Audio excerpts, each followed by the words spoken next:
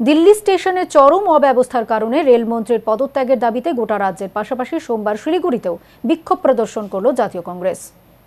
প্রয়াগরাজে তীর্থ করতে যাবার পূর্বে দিল্লি রেল স্টেশনে পদপিষ্ট হয়ে অনেক মানুষের প্রাণহানি ঘটে। এই ঘটনার জন্য সম্পূর্ণভাবে ভারতীয় রেলকে দায়ী করে সারা রাজ্যের পাশাপাশি শিলিগুড়ি জংশন স্টেশনেও বিক্ষোভে সামিল হলো জাতীয় কংগ্রেস। রেলের গাফিলতির ফলেই এই ঘটনা ঘটেছে বলে অভিযোগ এনে রেলমন্ত্রীর পদত্যাগের দাবিতে সরব হলো জাতীয় কংগ্রেস।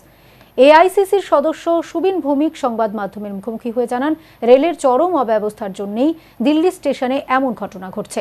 এমন ঘটনার যাতে পুনরাবৃত্তি না হয় এই দাবি জানিয়ে রেলমন্ত্রীর পদত্যাগের দাবি তোলেন তারা। বিক্ষোভ মূলত রেলযাত্রী সুরক্ষা নিয়ে।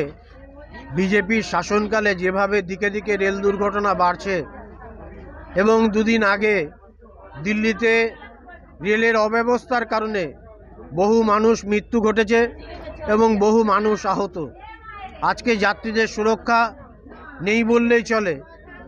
মানুষ দিন দিন রেলের ভাড়া বৃদ্ধি পাচ্ছে, অথচ যাত্রী সুরক্ষার খাতে ব্যয় কেন্দ্রীয় সরকার বাজেটে কম করছে।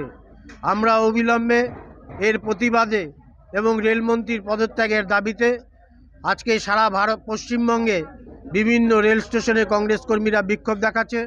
সেই কারণেই আজকে আমরা এখানে বিক্ষোভে সামিল হয়েছি।